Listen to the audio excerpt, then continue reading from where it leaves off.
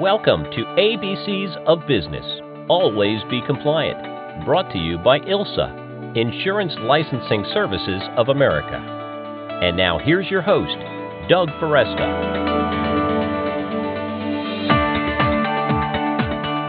Hello, everyone. Welcome to the official podcast of Insurance Licensing Services of America. This is your host, Doug Foresta. With me today is Dan Maher. I'll say a little bit about him and bring it right on. We're going to be talking about a lot of issues that you need to know about, including things like E&O exposure, also significant areas where regulators discipline brokers or issues that make for compliance problems. So definitely stay tuned. Let me say a little bit about Dan, and like I said, I'll bring him right on. Dan Maher is the Executive Director and Chief Operating Officer of the Excess Line Association of New York. The association is a statutory created industry advisory association responsible for facilitating and encouraging compliance with New York excess law line. He is an attorney licensed to practice in the states of New Jersey and New York and a number of federal courts. And prior to joining Laney, he was a senior vice president and general counsel with Lancer Insurance Company for 15 years. Dan Maher, thank you so much for joining me. Well, it's my pleasure. Thank you. Thanks. So, let's start with I know we're going to be talking about, like I said, significant areas that of compliance and how to avoid problems. And can you say a little bit about, I know the first topic we're talking about is fines and discipline. Can you say a little bit about, what people need to look out for when it comes to fines and discipline actions?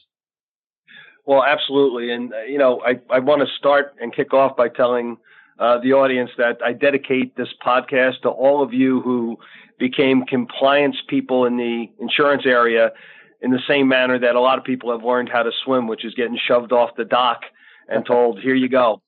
Because unfortunately, there's often a lack of training in the area of compliance and fine avoidance, because a brokerage business makes their living by placing business, and the regulatory issues and the compliance issues, their requirements, but the broker focus is usually on trying to meet the client's insurance needs, and the compliance requirements and regulatory issues often don't come out until a mistake is made, and that's probably a bit of bad planning. So hopefully, what we can talk about in this podcast is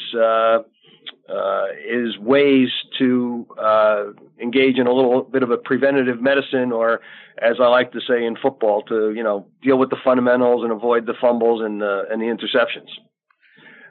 So with that, Doug, if you'd like me to, I'll just talk a little bit about where do you get started on compliance and discipline avoidance. Yes, that would be great. Okay, so let me start with the fact that it's in the beginning there was licensing, and that's probably the first place where brokers make some mistakes. You have to be licensed in any state where you're selling, soliciting, or negotiating business, and even that can be a little bit of a problem. But let me start with the real fundamental. The first thing any new brokerage needs to do is to make sure they obtain and hold the licenses that are necessary in their home state, the resident state of where the operation resides. And then if you also operate as a non-resident in other states, you want to make sure you have those licenses as well. And even there, sometimes mistakes are made, because in some states, licenses are issued to entities when a business is operating as a corporation or a limited liability company.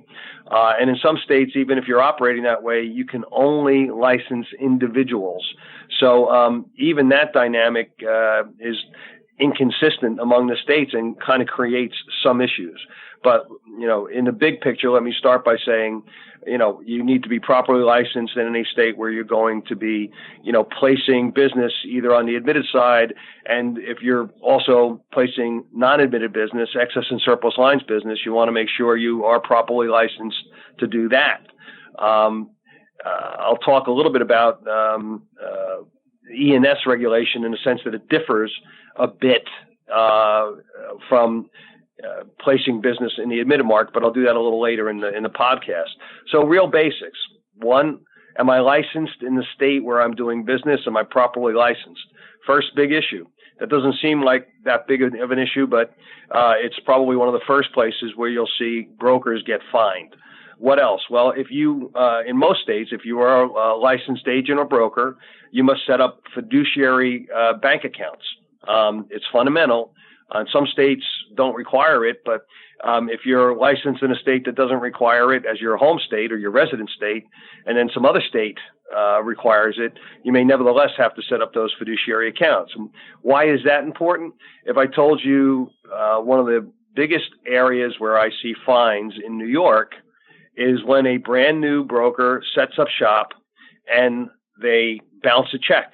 If you bounce a trust account check, that in New York may lead to you being out of business before you even got in business, because bounce checks are often an immediate license revocation here in New York. So as fundamental as it is, that is one of the things that you'll find. So handling the money that you receive from insureds to provide to insurance carriers is a big issue. Another thing that leads to substantial discipline by a regulator is if you issue evidence of coverage anticipating that the insurance company is going to agree with what you proposed, but before they've actually agreed to it. Because if you issue an insured evidence of coverage which has not really been placed and anything goes wrong, that's a big area for discipline too. So that's something to be aware of. Other areas, and again, very simple stuff. And this is like how to avoid the fumbles, right? Yeah. Just simple issues are failing to tell a regulator or all regulators when you've changed the address of the licensee. Almost every state says you have to notify us within X days, usually something like 10 to 30 days. So that's important. If you fail to report to other states, say you got fined in the state of Iowa, and you don't tell all the other regulators that licensed you in a set amount of time that you've been fined by one state, you'll get fined for not telling them that you've been fined. I know that's like, that's almost like fine squared. Right. But, so let me slow you down there a moment. So what you're saying is, let's say I'm regulated in 30 states, and I get fined in New York by New York State. I then have to notify all those other states. Is that in writing, I assume? That would be correct. And I'll give you an example. One of the worst examples, painful examples, was that one broker failed to report to one state that they had no excess and surplus lines business to report. So that's called a zero tax return. You have to tell them, I didn't do any business in your state, and therefore I owe you no taxes. Because they failed to file a zero tax return saying I didn't do any business in your state this period, that regulator fined the broker. Then the broker got fined by other states because he failed to tell the other states that he had been fined for failing to tell a state that he did no business in that state during the appropriate period. Dan, when you talk about fines, I mean, are we talking about are these significant fines? Like, what could we be talking about here in terms of the amount that this could add up to? That's a great question. And most recent fine I saw was a broker failed to tell a New York regulator that its license had been revoked by the state of Indiana. And it seemed like the revocation was more administrative, but in fact it was a revocation, and they were fined $3,000. So the first fine is usually not a money killer. It's not going to usually put an otherwise successful brokerage out of business. The concern you have is that once you have been fined, every time you complete another license application, you have to tell the states that you've been fined. And that, it's at least a 5-year reporting period for that. And sometimes it's even more. So your two big issues with ever getting fined is, number one, it creates more reporting requirements with respect to all your other licenses. And number two, it because of that perpetual reporting issue, it adds work, and also it's like strike one. So, in other words, if I get fined once, strike one. If I get fined twice, strike two. If you get fined a third time, you could be looking at something more serious. And I'm not talking about just more in monetary penalties, but you could have a license suspension or revocation, and that will put you out of business potentially. So that's why you don't want to get fined at all. You don't want to be in that crosshairs of the regulators. Right. No, that makes sense. I mean, I don't think our listeners, want to, even $3,000 they don't want to be paying. And then, what you're saying is it's not just about the money you're fined. It's also the potential of where that's going to lead to in terms of your business. That's right. How about the role of consumer complaints and the connection between consumer complaints and the process of regulation? Again, it's a very timely question for a podcast like this. If you're a broker and you have a fight with a carrier or another broker or a premium finance company where it's really let's say it's a commercial dispute among the people in the business, the regulators, at least in New York, so if I'm complaining as a broker that I got mistreated by a carrier or a premium finance company, the regulators, I hate to say it, but it's more an attitude of like, well, suck it up. You're in the business, figure it out yourself, right? But when a consumer complains, now a consumer would often either be the insured or a potential claimant. And when a consumer complains, that's what the regulators jump on. So you'll get a letter. And it could be a complaint that you might think is meritless, but you may have to spend some time. And I would suggest that when you hear from a regulator and they're asking you for a copy of your file or they're asking you to respond within 10 days, that you do try to communicate with them. And even if it's to say, we received your letter, it says respond in 10 days. We are, I'm going to ask for a little bit more time because we're trying to pull all the documents together that we need. But, we have every intention of fully cooperating with your investigation. That's what the regulators really would want to expect. If you put them off and you don't bother to respond, you've probably compounded the situation, because what you don't want to do is anger regulators for non-responding to something that may not even be that big a deal. So you set yourself back. So you want to avoid consumer complaints. And, that is just like any other business. You take care of your business as best you can.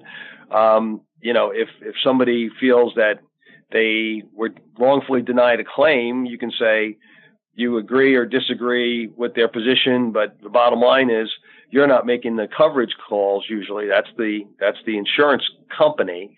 But you want to make sure that you're communicating properly and timely with the regulators. That would be the biggest single piece of advice I would give somebody. Thank you. I also want to make sure I realize that, I described in the beginning that you work for, is it pronounced Elaney? Is that correct? We call it Elaney, but people pronounce it different ways depending on where they're from.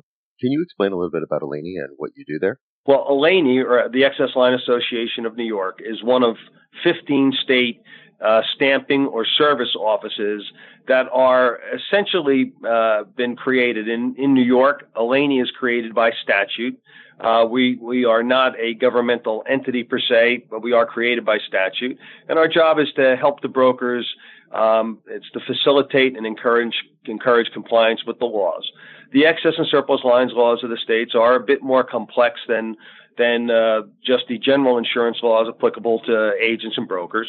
Our brokers deal with the more complex and difficult risks, and complying can be, it's a different method of complying. So our job is to help teach the brokers how to comply, help them avoid the mistakes that could get them into trouble with regulators. We provide educational facilities, and certainly one of the things I would tell everybody that hears this podcast, we're here as a service organization. As I said, 14 other states have similar organizations, and I encourage you to contact us when you need help in our given states. We can help you through, go to meetings over the internet. We have videos and other information on our website. We have a help desk that is there to assist with the technical electronic filing system, and also to respond to any questions that you may have. That's what we're here for, to service the brokers and assist them. So I encourage those that would hear this podcast to utilize the services we provide. Thank you so much, Dan. The last question I have for you today is about E&O issues, particularly notice failures. And can you say a little bit more about that? Absolutely. E&O, or errors and omissions, is the insurance that brokers buy, that if they fail to do what they are legally responsible to do as brokers, and it causes damages to their insureds, that is the insurance that responds to the broker to protect the broker and possibly indemnify him for losses he might have caused an insured. The errors and omissions area is a little different than regulatory compliance. I would say under New York law, and probably similar in most states, the fundamental law of the land is that a broker has the duty to acquire the coverage sought by the insured within a reasonable amount of time, or to inform the insured of his inability to obtain that insurance. So fundamentally, E&O coverage and errors and omissions are largely about the failure of a broker to obtain the coverage sought by the insured. That probably is the largest area of loss exposure they have. But one of the things I was going to add, and if I die and I come back as a practicing attorney again, I think what I want is all the cases that involve bad notices. And the reason I say that is they seem like chip shot type cases, but it's amazing how many areas or points of failure exist for not getting a notice. And that can be a notice of cancellation where it's required, or a notice of non-renewal, or a notice of claim, or a notice that a policy has been reinstated.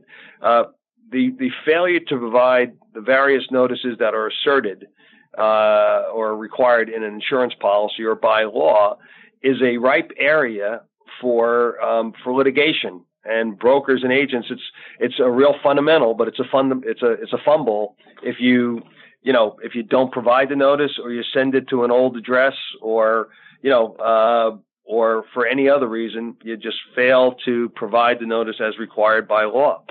I'll tell you one quick story that was interesting. I saw a case. A broker asked me for some help, and it involved what they thought was their own failure to provide a proper notice to the insurer with regard to a claim, and the insurer asserted that it was late notice and they were going to deny the claim. Well, it turned out the insurer itself had put a cover letter on the policy, and the cover letter said that in the unlikely event that you should have a claim, please provide your agent a notice of the claim. So the insurer themselves created an ambiguity, because the policy said provide a claim notice this way. But now the first document the insured is going to read says just provide the notice to your broker or producer. So essentially that was done, and then the court said, well, you told them two different ways to make a claim, so it wasn't late notice because they did what you told them to do in the cover letter. So that's how ironic things can be, and if in terms of ambiguities and in terms of not giving proper notice, that's so fundamental, but it's a mistake that's often made. Wow. So yes, great takeaways here. Really important stuff, I think, for people to keep in mind. And again, lastly, my Dan Maher is my guest. How can people reach you? How can people find out more about Eleni? Well, three ways. Our phone number here is 646-292-5500. Our website, www.eleni.org, is chock full of information.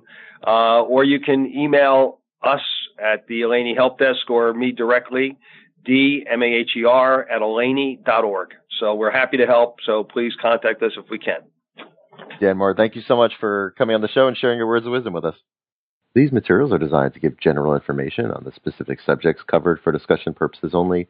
They are not intended to be a comprehensive summary or exhaustive treatment of the subjects covered. These materials and the related presentation do not constitute legal advice or an opinion. You've been listening to ABCs of Business, Always Be Compliant, brought to you by ILSA, Insurance Licensing Services of America. ILSA is the insurance industry's regulatory compliance expert. For more information, visit ilsainc.com or call 254-729-8002. Thank you so much for listening, and we hope you'll join us for future episodes.